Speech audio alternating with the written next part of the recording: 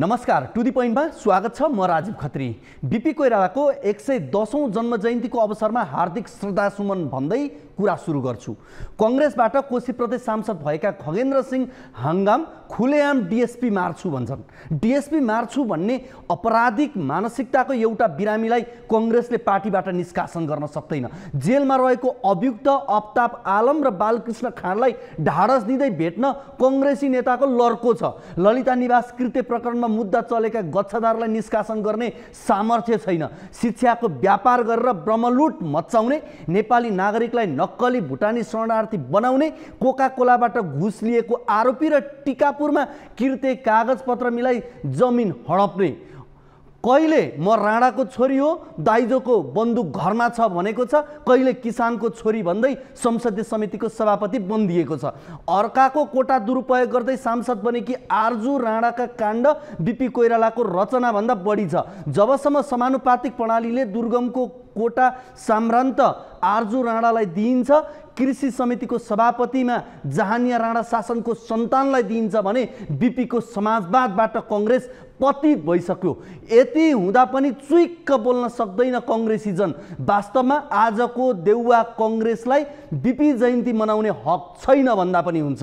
एकातिर बीपी साहित्यको महोत्सव छ, अर्कोतिर विदेशी नै युवाको एयरपोर्टमा मेला लागेको छ। बीपीको साहित्य त समाज रूपान्तरणको लागि हुन्थ्यो, एयरपोर्टको मेलाले समाज क्षयीकरण गरिरहेको छ। बीपी समाजवादी चिन्तक थिए, तर एयरपोर्टमा खाली पेट र रित्तो गोजी छ। 2 वर्षमा 14 लाख युवा विदेशी युवा विहीन देश बन्दैछ। अनि कुन मुखले कांग्रेस बीपी जयन्ती मनाउँदैछ?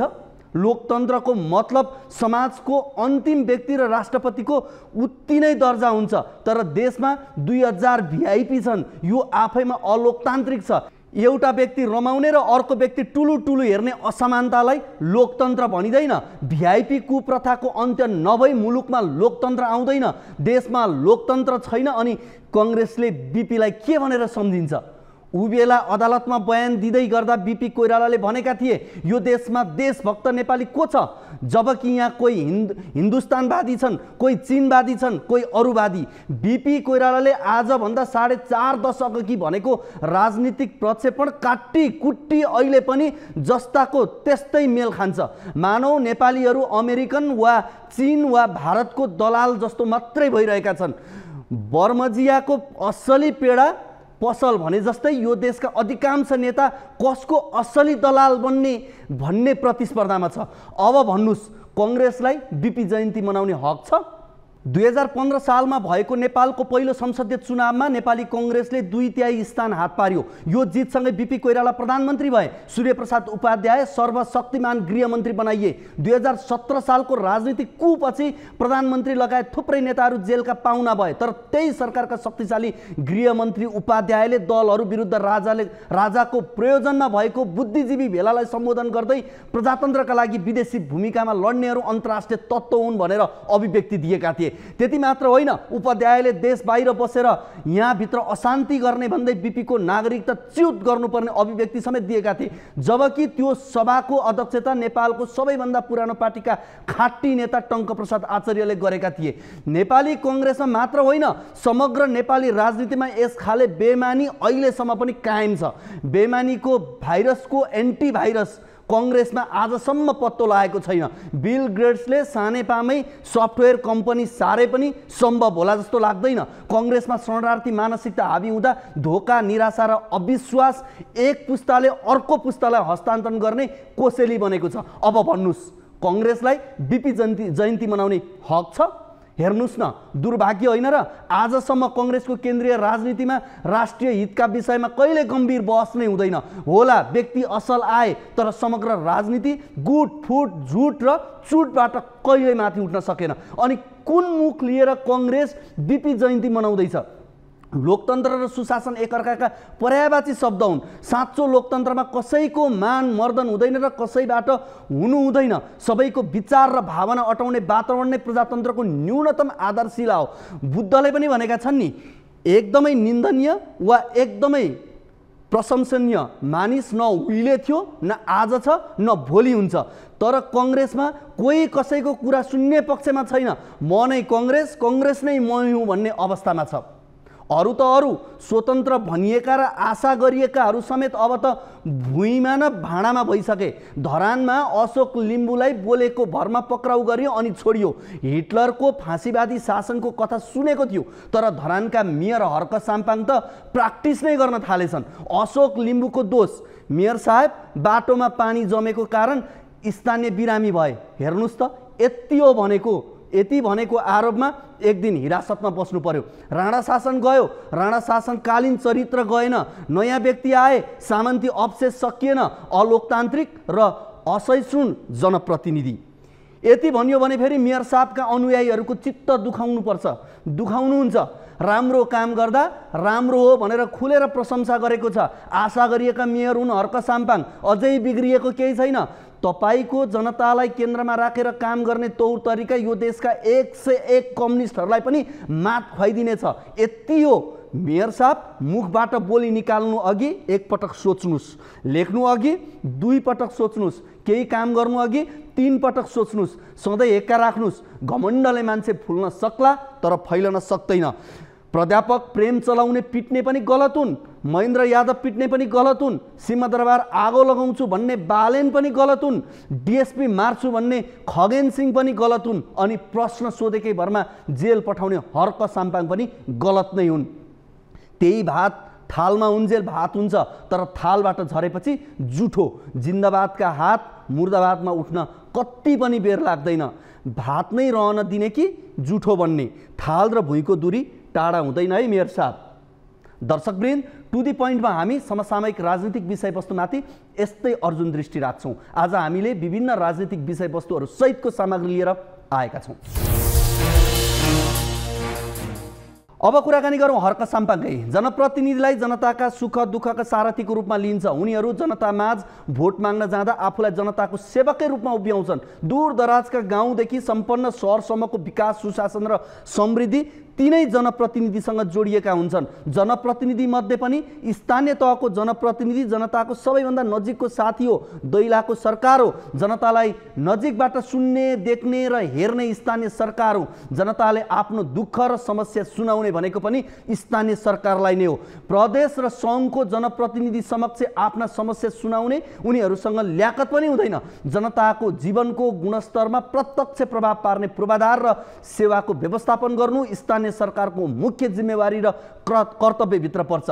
चुनावी अभियानमा उनीहरूले आफूलाई सेवकै रूपमा दर्ज गराउँछन्, तर जनताको मतबाट सत्ताको बागडोर सम्हाल्न पुगेपछि तिनै जनप्रतिनिधि बिस्तारै शासक बन्छन्। भुइँ मान्छेको रूपमा चिनिएका धरान उपमहानगरपालिकाका मेयर हर्क साम्पाङ पनि बिस्तारै शासक बन्न थालेको प्रतीत हुन थालेको छ। हेरौँ यो रिपोर्ट।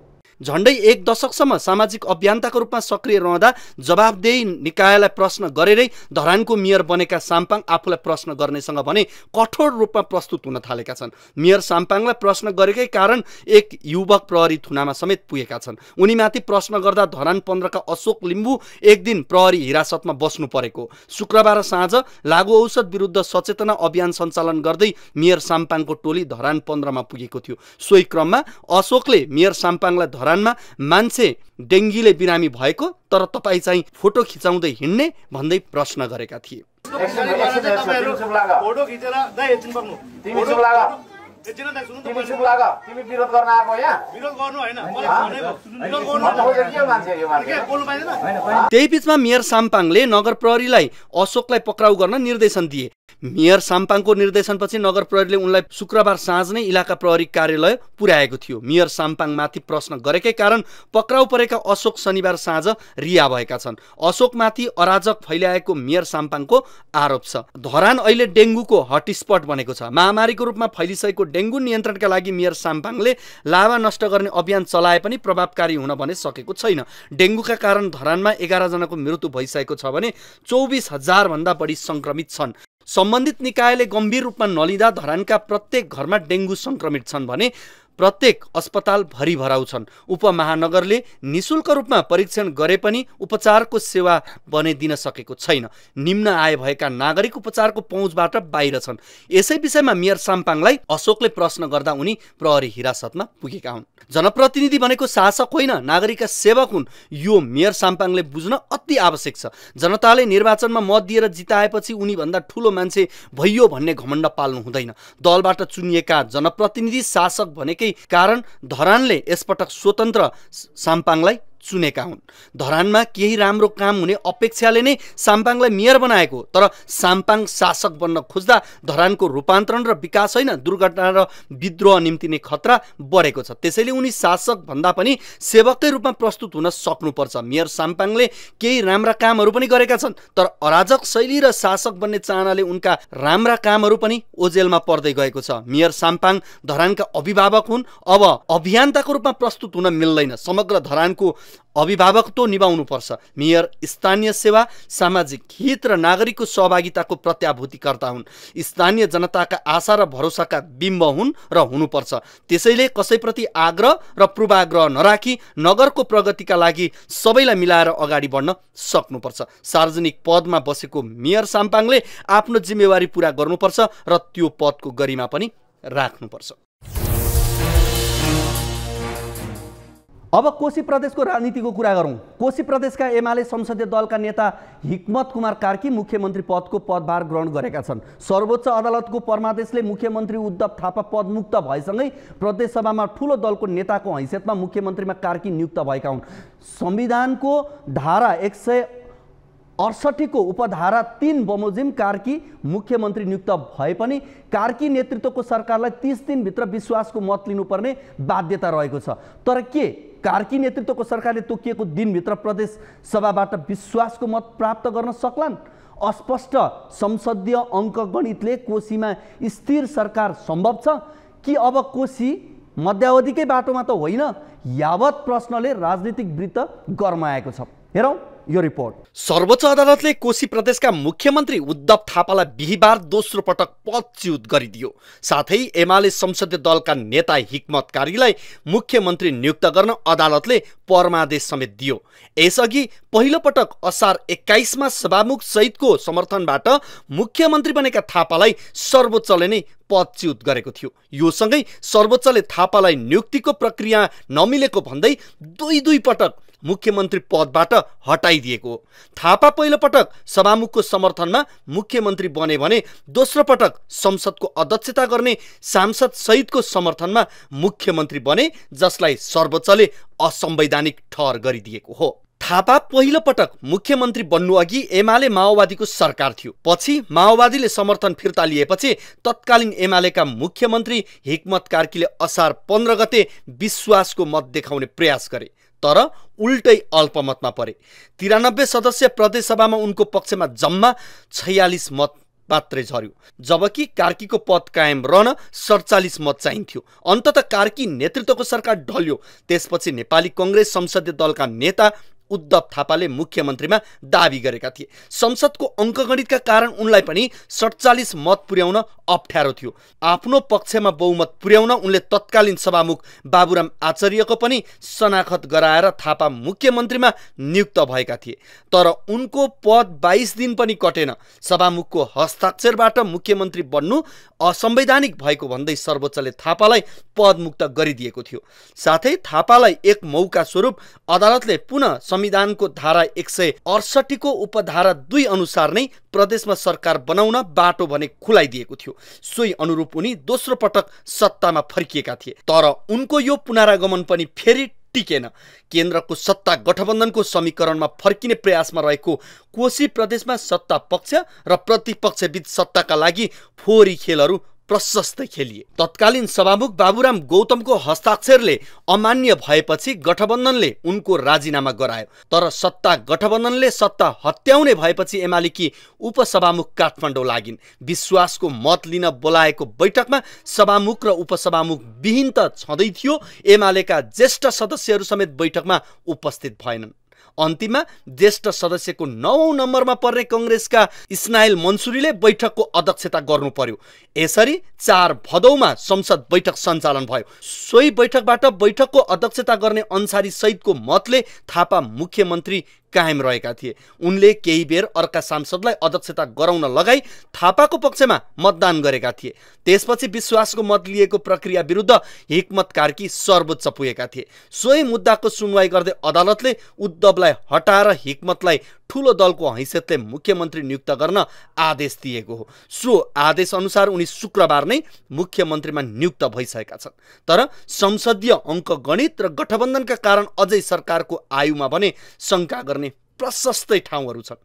सर्वोच्चको आदेश अनुसार मुख्यमन्त्रीमा एमाले संसदीय दलका नेता हिक्मत कार्की मुख्यमन्त्रीमा नियुक्त भइसके। उनी संविधानको धारा 168 को उपधारा 3 अनुसार संसदको सबैभन्दा ठूलो दलको हैसियतले मुख्यमन्त्रीमा नियुक्त भएका हुन्। मुख्यमन्त्री कार्कीले शुक्रबारको मितिले 30 दिन नकटाई सदनबाट विश्वासको मत लिनुपर्नेछ। यो अवस्थामा मुख्यमन्त्री कार्कीले विश्वासको मत पुर्याउन कठिन छ। सर्वोच्चको फैसलापछि कांग्रेससँग सरकार बनाउने कार्कीले उद्घोष गरे, तर हालको अवस्थामा यो सम्भावना छैन, किनकि केन्द्रीय गठबन्धनमा कांग्रेस, माओवादी र जसपा एक ठाउँमा छन्। उनलाई उनीहरूको समर्थन गर्ने आधार अहिलेसम्म छैन। जसपाले केही कदम समर्थन दिइहाले, राप्रपालाई पनि विश्वासमा लिनुपर्ने बाध्यात्मक स्थिति छ। यसरी संविधानको धारा 168 को उपधारा 3 मा पनि हिक्मत कार्कीले विश्वासको मत नपाए धारा उपधारा 4 आकर्षित हुनेछ, जसमा संसदको विश्वासको मत प्राप्त गर्न सक्ने जुनसुकै सांसदलाई प्रदेश प्रमुखले मुख्यमन्त्रीमा नियुक्त गर्नेछन्। सो अवस्थामा राप्रपाले कांग्रेस संसदीय दलका नेता उनै थापालाई नै मुख्यमन्त्रीको जिम्मेवारी बनाउने राप्रपा सहित गठबन्धन तयार हुन सक्छन्। त्यस्तै माओवादी वा राप्रपाबाटै पनि मुख्यमन्त्री चयन हुन सक्छन्।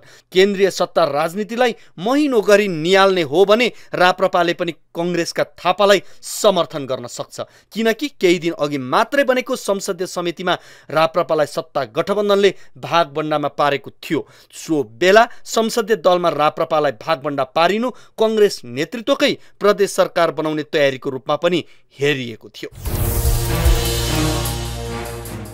दर्शकवृन्द, कोशी प्रदेशका नवनियुक्त मुख्यमन्त्री हिक्मत कुमार कार्कीले संविधानको धारा 168 को उपधारा 4 बमोजिम 30 दिनभित्र प्रदेश सभाबाट विश्वासको मत लिनुपर्ने हुन्छ। वर्तमान राजनीतिक समीकरण कायम रहे कार्की नेतृत्वको नयाँ सरकारले विश्वासको मत पाउने सम्भावना छैन। उपधारा 3 बमोजिम बनेको कार्की नेतृत्वको सरकारले विश्वासको मत नपाए उपधारा 5 बमोजिम सरकार गठन प्रक्रिया अगाडि बढ्नेछ। उपधारा 5 मा प्रदेश सभाको कुनै पनि सदस्यले बहुमत जुटाउने आधार पेश गरे उसलाई मुख्यमन्त्री नियुक्त गर्ने कानुनी प्रावधान रहेको छ। उक्त सरकारले पनि उपधारा 4 बमोजिम प्रदेश सभाबाट विश्वासको मत लिनै पर्ने हुन्छ। यदि विश्वासको मत लिन नसके प्रदेश सभा विघटन हुन्छ र प्रदेश मध्यावधिको निर्वाचनमा जानुपर्ने हुन्छ। 93 सदस्य प्रदेश सभामा बहुमतका लागि 47 मत आवश्यक छ। कोशीमा एमालेको उपसभामुख सहित 40, कांग्रेसको 29, माओवादी केन्द्रको 13, राप्रपाको 6, नेकपा एकीकृत समाजवादीको 4 र जनता समाजवादी पार्टीको 1 सांसद छन्। यसरी हेर्दा सत्ता पक्ष नेकपा एमाले र राष्ट्रिय प्रजातन्त्र पार्टीसँग 46 जना सांसद छन्। यता प्रतिपक्ष नेपाली कांग्रेस र नेकपा माओवादी, त्यसैगरी नेकपा एस र जसपासँग 47 सांसद छन्। कोशी प्रदेशको संसदीय अङ्कगणित र वर्तमान राजनीतिक समीकरणलाई नियाल्ने हो भने पनि कार्की नेतृत्वको सरकारलाई बहुमत सिद्ध गर्न एक मत पुग्दैन। तर विपक्षी गठबन्धनसँग भने सरकार बनाउने पर्याप्त बहुमत देखिन्छ। यस्तोमा दलहरूले गठबन्धन फेरबदल गर्ने वा केन्द्रबाटै कुनै खास सहमति गरेको खण्डमा बाहेक कोशीको राजनीति जटिलतातर्फ नै उन्मुख देखिन्छ। दर्शकवृन्द, अब कुराकानी गरौँ कोशीसँगै जोडिएको अदालतलाई प्रश्न। उद्धव थापा नेतृत्वको कोशी प्रदेश सरकारले लिएको विश्वासको मत बदर गर्दै सर्वोच्चले परमादेश आदेश दिएपछि विभिन्न पक्षबाट छलफल हुन थालेका छन्। अदालतले विकल्प हुँदा पटक पटक एउटै धाराको प्रयोग नगर्न समेत आदेश दिएपछि कोशीमा बनेको परमादेशी सरकार र परमादेशी सरकारको नेतृत्व पाउने एमाले र राप्रपाले देखाएको गैर संसदीय काममा लगाम कसले लगाउने, यहाँ अदालतलाई प्रश्न गर्ने स्थान छ। के यसबारे सर्वोच्च अदालतले सोच्न पर्छ वा पर्दैन थियो? हेरौँ यो रिपोर्ट। कोशी प्रदेशमा तत्कालीन सत्ता गठबन्धनले विश्वासको मत लिँदा देखाएको चलाखीलाई सर्वोच्च अदालतले ब्रेक लगाएको छ। बल मिच्याइ गर्दै कङ्ग्रेसका उद्धव थापाले लिएको विश्वासको मतलाई सर्वोच्चले बदर गरिदिएपछि कोशी नयाँ राजनीतिक कोर्समा गएको देखिन्छ। तर कोशीले नयाँ राजनीतिक कोर्स लिए पनि अदालतले गरेको फैसला भने प्रश्न रहित बन्न सकेको भने देखिन्न। तत्कालीन नेकपाको सरकार भएको बेला केपी ओलीले गरेको संसद विघटन र व्यक्ति तोकेर प्रधानमन्त्री नियुक्त गर्ने आदेश दिएको सर्वोच्चमाथि प्रश्न गर्न छाडिएको छैन। प्रधानमन्त्री चुन्ने मूलतः संसदले हो। अदालतले कानुनको पालना भएको छ कि छैन भन्ने भन्दा धेरै जाँच्न नमिल्ने तर्क एमालेमै बलियो छ। तर यस्तै प्रकृतिको परमादेशबाट सरकारको नेतृत्वमा पुगेको एमाले माथि पनि गम्भीर नैतिक प्रश्न उठेको छ। यहाँ संसद विघटन सम्बन्धी मुद्दामा आएको फैसलालाई एमालेले राजनीतिक भनेर अहिलेसम्म पनि जसरी प्रचार गर्यो र फैसलामाथि प्रश्न उठायो, त्यही अवस्थाबाट एमालेले कोशीको नेतृत्व लिएको छ। तर अवस्था भने फरक पक्कै छ। तत्कालीन समयमा प्रधानमन्त्री शेरबहादुर देउवाले प्रष्ट बहुमत रहेको भन्दै दाबी पेश गरेका थिए। अहिले प्रदेशतर्फ भने विश्वासको मतमा प्रश्न उठाइएको थियो। यो कदममा सत्ता पक्षले कानुनको उल्लङ्घन गरेको प्रश्न थियो। कानुन मिच्ने र त्यसलाई रक्षा गर्नुपर्छ भन्ने आवाज उठाउने दलको भूमिका र उनीहरूको रवैया पनि एकै नाचको भन्ने देखिन्न। देउवालाई परमादेशी सरकार भन्ने एमालेले कोशीलाई के भन्छ त्यो पनि गम्भीर प्रश्न छ। तर त्यो भन्दा मुख्य कुरा त अदालतले गरेको फैसला पनि प्रश्नको घेरामा तानिएको छ। कोशी प्रदेशमा सभामुख बाबुराम गौतमलाई राजीनामा गराएर 47 अर्थात् बहुमत पुर्याउने खेलमा सत्ता गठबन्धन जुट्यो। त्यसपछि विश्वासको मत लिने तीव्र तयारीमा रहेको सत्ता गठबन्धनलाई प्रतिपक्षले स्वतन्त्र भूमिकामा रहेका पदाधिकारीहरूलाई यसरी दुरुपयोग गरिदियो कि संसदीय इतिहासमा दर्ज हुने किसिमको देखिन्छ। उपसभामुख सिर्जना दनुवार आफैले डाकेको बैठक नबसालेर 81 बिरामी भएको बताइन्। उनी संसद बैठक बस्ने दिन एकाएक विमान चढेर काठमाडौँ ओर्लिन्। त्यो भन्दा पहिले नै एमाले राप्रपाले आफ्ना पार्टीका ज्येष्ठ सदस्य सांसदलाई विभिन्न बहाना बनाएर बिदामा राखिएको थियो। यसले के प्रश्न पारेको छ भने एमाले राप्रपा पनि गैर जिम्मेवार बनेकोमा दुई मत छैन। उपसभामुख काठमाडौँ आउनु र सबै सदस्यलाई बिदामा राखेको एमाले राप्रपालाई समेत अदालतले सचेत गराउने गरी फैसला दिनुपर्छ कि पर्दैन, यो सोचनीय विषय हो। स्वतन्त्र जिम्मेवारीमा रहेकाले मतदानमा सहभागी हुन नपाउने भन्दै विश्वासको मत बदर भए जस्तै आफैले डाकेको बैठक नबसालेर भाग्नेलाई पनि जिम्मेवारी प्रति सजग गराउनु अदालतको दायित्व हो वा होइन। परमादेश जारी गरी यसलाई मुख्यमन्त्री बनाउनु भन्दै गर्दा अदालतले सभाप्रति सांसदलाई जिम्मेवारी बोध गर्न आदेश दिए न्यायको मर्मलाई गहिराइमै पुर्याउन सकिन्थ्यो कि? तर सर्वोच्चले कोशीको मुद्दामा त्यसो गरेन। अब यहाँ प्रश्न आउँछ, अहिले सर्वोच्चले सभाप्रति सांसदको गैर जिम्मेवारी बारे मौन रहिरहँदा परमादेशबाट मुख्यमन्त्री बनेका हिक्मत कुमार कार्कीले पनि विश्वासको मत लिँदा यस्तै घटना दोहोरिए के हुने? वा संविधानले तोकेको जिम्मा अन्तिममा आएर निर्वाह नगर्नेहरूलाई पदमा थमौती कहिलेसम्म राख्ने? यस्ता प्रश्न पनि निर्मूल हुन जरुरी छ। सर्वोच्चले फैसलाको पूर्ण पाठमा यी विषयमा समेत सचेततापूर्वक कदम चाल्नुपर्ने आवाज बलियो बन्दै गएको छ। संवैधानिक जिम्मेवारीमा रहेकाहरू गैर जिम्मेवार बन्ने र कानुनप्रति उत्तरदायी नबन्ने अनि बहाना खोज्ने हो भने राजनीतिक अस्थिरता थप पेचिलो बन्नेमा कुनै शङ्का छैन। दर्शकवृन्द, प्रश्नको चौघेराबाट अदालत बाहिर त छँदै छैन, तर सर्वोच्च अदालतले प्रदेश सभाको सबैभन्दा ठुलो दलको नेतालाई मुख्यमन्त्री नियुक्त गर्ने परमादेश गरे अनुरूप कोशीमा मुख्यमन्त्री नियुक्त भइसकेका छन्। संविधान अनुसार 30 दिनभित्र उनले प्रदेश सभाबाट विश्वासको मत नपाए पदबाट हट्नुपर्छ। तर एमाले नेतृत्वको गठबन्धनसँग कोशी प्रदेश सभामा बहुमत छैन। अर्को गठबन्धनको कुनै दलले समर्थन गरे मात्र बहुमत पुग्छ। सरकार टिकाउन वा फाल्न कुनै पक्षले पनि अब संविधानको अक्षर र भावना उल्लङ्घन नगरून्, बाँकी त राजनीति हो, खेलबाड भइहाल्छ। सङ्घमा सर्वोच्च अदालतको आदेशमा सरकार गठन हुँदा परमादेशको सरकार बनेर खिज्याउने एमालेका नेताहरू सायद अब छाड्ने छन् त्यसो भन्नलाई। यस्तै मध्यावधि रोक्न अरू दलको भूमिका पनि अब स्पष्ट होला नै।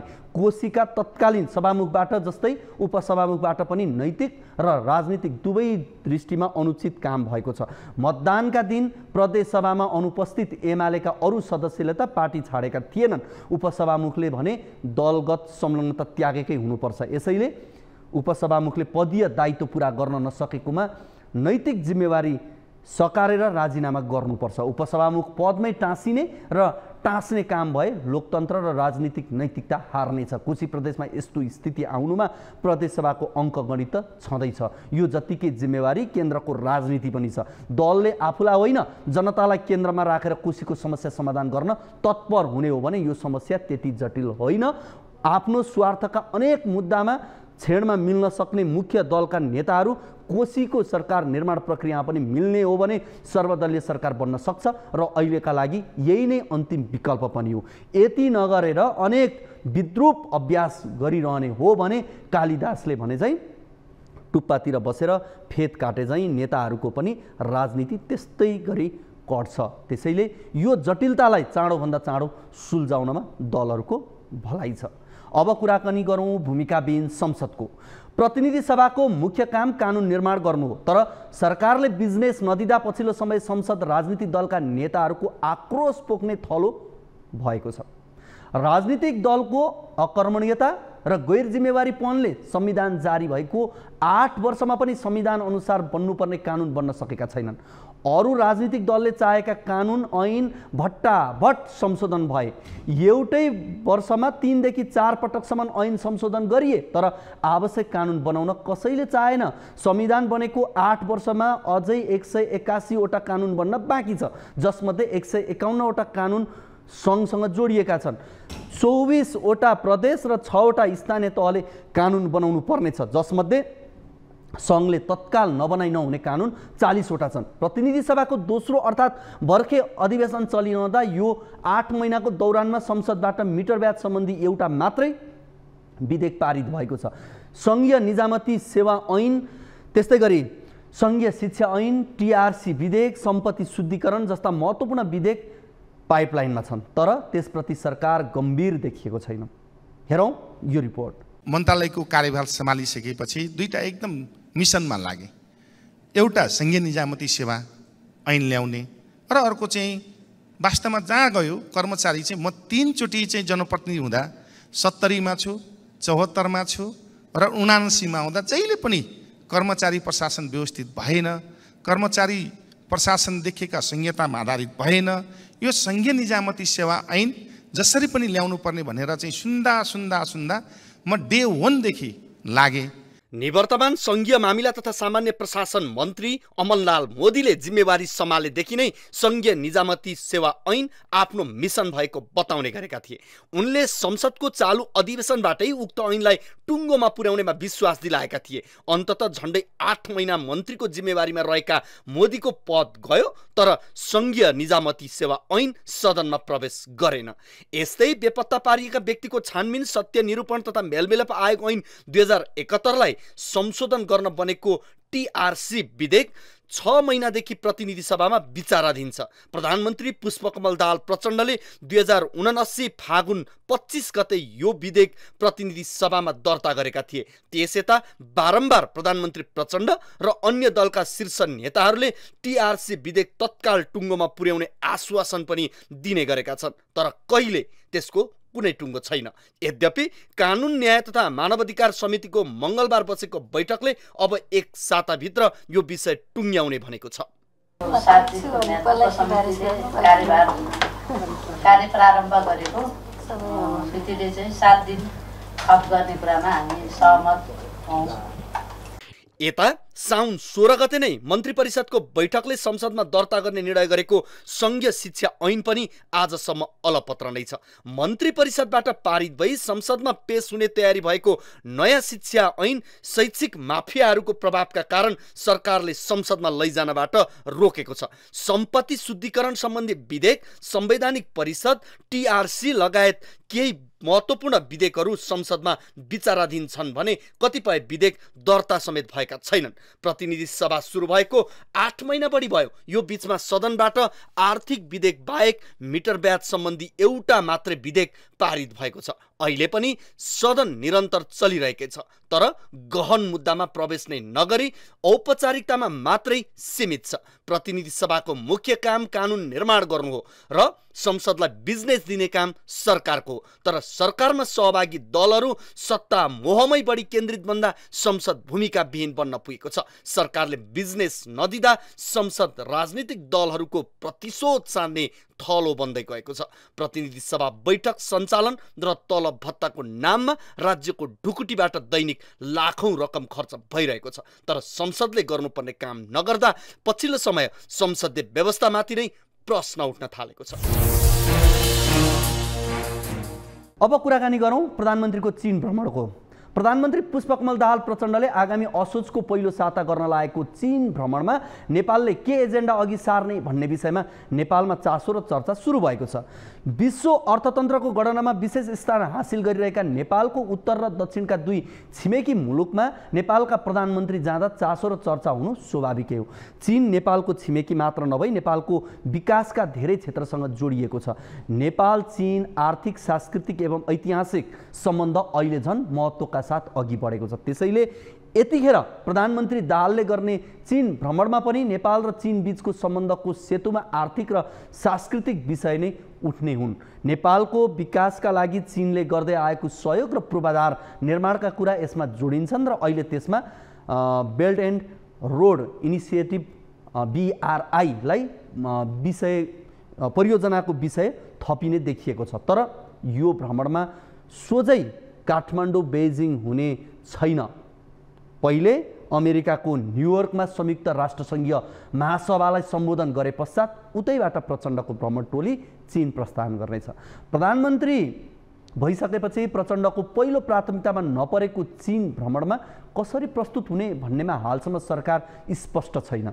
यस्तोमा प्रधानमन्त्रीको चीन भ्रमणको प्राथमिकता एजेन्डाबारे प्रश्नहरू उब्जिएका छन्। हेरौँ यो रिपोर्ट।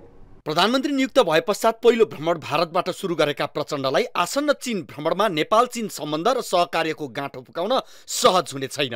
प्रधानमन्त्री प्रचण्डलाई गएको मार्च महिनामा बोआओ फोरमको सम्मेलनमा भाग लिन चीनले निम्तो दिए पनि उनले भारत भ्रमणलाई पहिलो प्राथमिकता बनाएका थिए। भारतप्रति ज्यादा वफादार बन्ने जबरजस्त प्रयास गरिरहेका प्रचण्डलाई चीन भ्रमण अगावै ठेस लागिसकेको छ। केही दिन अघि चीनले सार्वजनिक गरेको आफ्नो नक्सामा नेपालको चुच्चे नक्सा गायब बनाएको छ। अर्कोतर्फ चीन राजदूत छन सोङले पछिल्लो पटक नेपाल भारत विद्युत व्यापारको विषयमा गरेको टिप्पणीको चर्को विरोध भइरहेको छ। यस्तोमा प्रधानमन्त्रीको भ्रमणप्रति चीनको मानसिकता र चीनसँग वार्ता फुकाउन प्रधानमन्त्रीको अनुकूलता दुवै सोचे अनुरूप हुने छैन। यो अत्यन्तै संवेदनशील विषय हो। यो हाम्रो देशको भूभाग, हाम्रो देशको नक्सा। त यस सन्दर्भमा चाहिँ यस बारेमा यतिकै कुरा चाहिँ आयो गयो भनेर चाहिँ यसलाई छोड्ने काम नगरियोस्।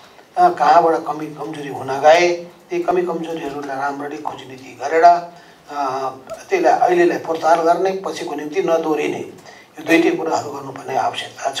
कोही पनि राख्नु यो अहिलेको हिजोको थियो अस्तिको भन्ने कुरो विषय हो। यो त हाम्रो आफ्नो चाहिँ घरेलु विषय हो, आफ्नो सम्बन्धको विषय हो। सही गलत हामी सम्बन्धित पक्षसँग कुरा गर्छौँ। त्यसो भएर त्यसमा चाहिँ फेरि हामी परराष्ट्र मन्त्रालय सतर्क बनाउने या चाहिँ कुन सन्दर्भ हो स्पष्ट लिने या के गर्ने हो मन्त्रालयले सरकारले यसमा पहल गरोस्। प्रधानमन्त्रीको भ्रमणमा उठान गरिनुपर्ने चीनसँग प्रत्यक्ष सरोकार राख्ने विषयहरू प्रशस्त छन्। दुई देशबीचको आर्थिक र व्यापार सम्बन्ध बन्द रहेको सीमा नाका खुलाउने विषयदेखि चीनको BRI परियोजनाका सम्बन्धमा भ्रमण केन्द्रित हुनुपर्ने जानकारहरू बताउँछन्। तर परराष्ट्र मन्त्रालयले हालसम्म भ्रमणको आधिकारिक एजेन्डा तय गरिसकेको छैन। अहिले पुरै एजेन्डाहरू चाहिँ फाइनल स्टेजमा नपुगिसकेका हुनाले यसमा चाहिँ एजेन्डाहरू छन्, तर वास्तवमा चाहिँ हाम्रा एजेन्डाहरू चीनले नेपालको पूर्वाधार विकास, कृषि, ऊर्जा, पर्यटन, स्वास्थ्य, शिक्षा लगायत विविध क्षेत्रमा गर्ने सहयोगको बारेमा हामीहरूका बिचमा चाहिँ छलफल चलिराखेको छ। भ्रमण अगाडि नेपाली पक्ष आफ्नो प्राथमिकता र एजेन्डाका बारेमा स्पष्ट हुनुपर्ने हो। चीनले चासो दिइराख्ने BRI प्रति नेपालको धारणा के हो? चीनसँग भएका विगतका सहमति कार्यान्वयनको सुनिश्चितता तथा नाकाहरू सहजै सञ्चालन गर्ने विषयलाई नेपालले ठोस एजेन्डा बनाएरै जान सके मात्रै ती विषयमा छलफल हुन सक्ने विज्ञहरू बताउँछन्। चीनले जारी गरेको पछिल्लो नक्सा जस्ता संवेदनशील विषयहरूमा पूर्व तयारी बिना परिपक्व छलफल हुन सक्ने देखिँदैन।